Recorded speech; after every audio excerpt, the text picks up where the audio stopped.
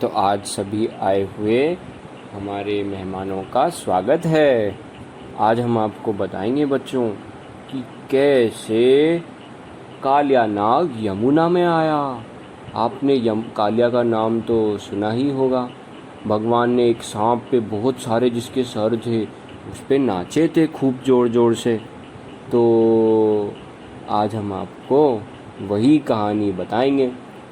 एक बार बच्चों कृष्ण के पोते से सुखदेव जी बात कर रहे थे, कथा सुना रहे थे उन्हें। तो उन्होंने पूछा कि कालिया नाग क्यों आया था यहाँ पे। उसके पास तो बहुत सारी जगह थी रहने के लिए, तो वो वहाँ क्यों नहीं रहा।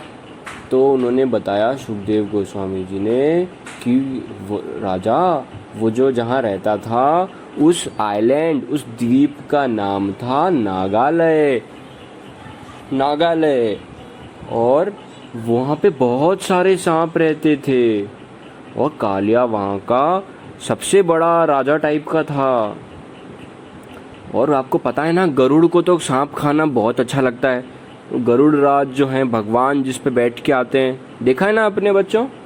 बस वही जो गरुड़ थे वो यहाँ इस आइलैंड में आते थे सांप खाने के लिए और अपनी इच्छा से कई सारे सांपों को मार देते थे।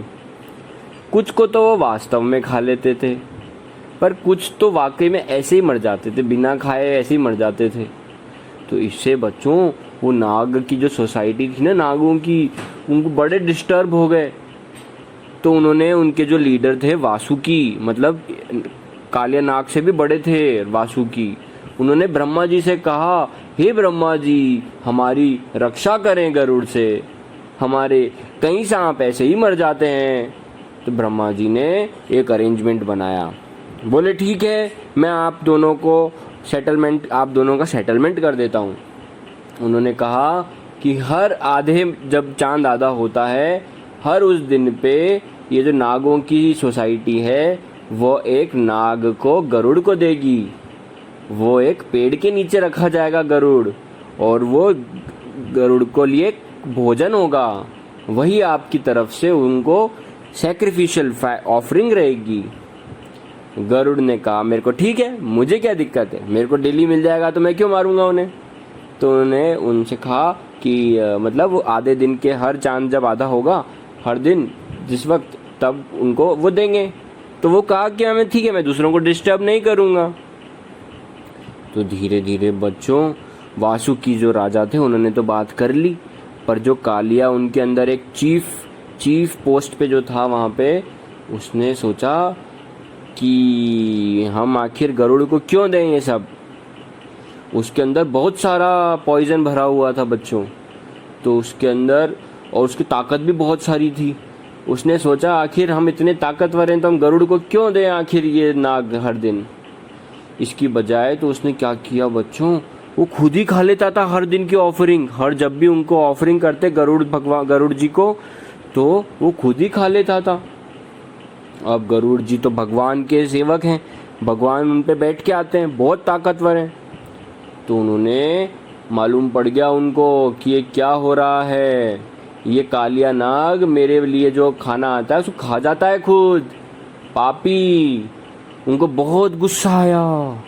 बच्चों जो सोचो, आप भगवान को बैठा के लाते हो जो सबसे भारी हो, तो वो कितने ताकतवर होंगे। तो उन्होंने कालिया नाग ने बहुत गुस्सा आया, बहुत जोर से स्पीड के साथ उड़ते हुए बच्चों वो नागालय में आ गए, नागालय द्वीप में। और उन्होंने उस कालिया नाग को सबक सिखाने के लिए, मार डालने के लिए सोचा। कालिया ने गरुड़ से लड़ना चाहा और उसने बहुत सारे उसके सिर थे बच्चों, और उसके पास खूब सारा जहर भी था। तो उसने उनसे लड़ाई करने चालू कर दी। कालिया नाग इधर फंता, गरुड़ उधर पकड़ते, गरुड़ उनको पूंछ को पकड़ के उठा के ले जाते, फिर वो फिसल जाता, फिर गरुड़ उसका मुंह पकड़ते, एक लपड़ मारते उसको उनके विंग से, दूसरा लपड़ उसके बंद कर देते मुंह। इस तरह से बच्चों उसका कचौड़ मचौड़ कर देते, फिर वो निकल जाता, फिर उसको ऊपर पटकते, कहीं एक उठा के दीवार पे पटक के मारते, खींच के। बहुत दर्द हो रहा था उसको बच्चों, बहुत दर्द। उसने कई बार काटना चाहा, जब जब काटता तो गरुड़ के जो पहाड़ के समान भारी और पहाड़ के समान कठोर जो उनके पंख होते हैं उससे वो उसको बहुत जोर से थप्पड़ मारते थे। तो उसको बहुत लगती थी, ऐसा लगता था कि बस मैं मर जाऊं कहीं। उसका गुस्सा फिर भी बच्चों शांत नहीं हुआ, वो काटता गया। इस तरह से बच्चों जब वो करता गया तो जो ये कद्रुसुत कालिया ना, कद्रू उनकी माता थी कद्रू, तो उनका पुत्र था और उनकी गरुड़ जी से पहले से दुश्मनी थी। तो इसके बाद बच्चों जब वो हरा नहीं पाया ना गरुड़ जी को, तो गरुड़ वो डर के मारे भाग गया। वो गया कालिया हृदय में। कालिया हृदय पता है कहाँ है आपको? वृंदावन में आता है कालिया हृदय, परिक्रमा मार्ग में। वहाँ आज भी बहुत बड़ा एक घाट बना रखा है। पहले यमुना वहाँ से बहती थी, आजकल नहीं बहती, पर फिर भी वहाँ एक पुराना पेड़ भी है जो आज भी वहाँ पे तबका है, जहाँ से कृष्णा उस कालिया हृदय में डुबकी लगाते थे कूद कूद के। वो आज भी है बच्चों इस तरह से। तो वो वहाँ पे डर के मारे चला गया कालिया नाग, क्योंकि उसको पता है क्यों गया वहाँ पे यमुना में उस लेक में, क्योंकि उसको पता था कि वहाँ गरुड़ नहीं जा सकता। अब आप सोच रहे होंगे कि गरुड़ वहाँ क्यों नहीं जा सकता, तो उसका कारण ये बताया गया है। जैसे वो गरुड़ जैसे सांप खाने उस नागालैंड द्वीप पे जाते थे ना, वैसे ही वो मछली खाने के लिए यमुना में भी जाते थे। तो उस यमुना में बच्चों एक बहुत बड़े योगी थे जिनका नाम था शौभरी मुनि। वो वहाँ पे ध्यान करते थे पानी के अंदर, और उनको पानी के अंदर ध्यान करने से वो उनकी जो मछलियाँ थी उनके लिए उनमें थोड़ा प्रेम था, दया भाव था। अब जब वहाँ गरुड़ आते वहाँ पे खाने के लिए, तो उन्होंने गरुड़ जी से कह दिया, गरुड़ जी आप मत आया करो यहाँ पे, मछलियों को डिस्टर्ब मत करो, आप बेचारी प्यारी मछलियाँ हैं, क्यों खाते हो उनको, रहने दो उनको यहीं पे। अब गरुड़ जी तो बच्चों आपको पता है भगवान के सेवक हैं, सबसे ताकतवर हैं, योगियों के भी योगी हैं, भक्तों के भी भक्त हैं, बहुत बड़े भक्त हैं। तो उन्होंने, वो किसी के ऑर्डर में तो है नहीं कि जो किसी योगी ने, किसी बहुत बड़े योगी ने भी बोल दिया तो उनकी बात मान लें, पर उन्होंने कहा नहीं नहीं नहीं, ये बड़े अच्छे योगी हैं, बड़े प्रेमी योगी हैं, यमुना में ध्यान लगाते हैं, इनकी बात माननी चाहिए मुझे। तो उन्होंने कहा ठीक है कोई बात नहीं, पर फिर भी मैं एक को तो लेके जाऊँगा। तो उन्होंने वहाँ की जो लीडरशिप थी ना, लीडर मछली, बहुत बड़ी मछली, उसको उठा के ले गए। अब शौभरी मुनि ने जब ये देखा तो उनको बड़ा दुख हुआ कि मैंने कहा था फिर भी ले गया एक मछली। तो उन्हें गुस्सा आ गया। वो मुनि थे ना, तपस्या करते थे, बहुत ताकत थी उनमें भी। बोले कि मैं आज के बाद अगर गरुड़ यहाँ से कोई मछली खाने आया तो मैं अपनी पूरी ताकत से कहता हूँ वो तुरंत मर जाएगा। श्राप दे दिया उसको बच्चों उनको। अब ये जो श्राप था ये कालिया को पता था, इसलिए कालिया को पता था कि गरुड़ यहाँ नहीं आएगा, क्योंकि यहाँ पे तो उनको श्राप मिला हुआ है।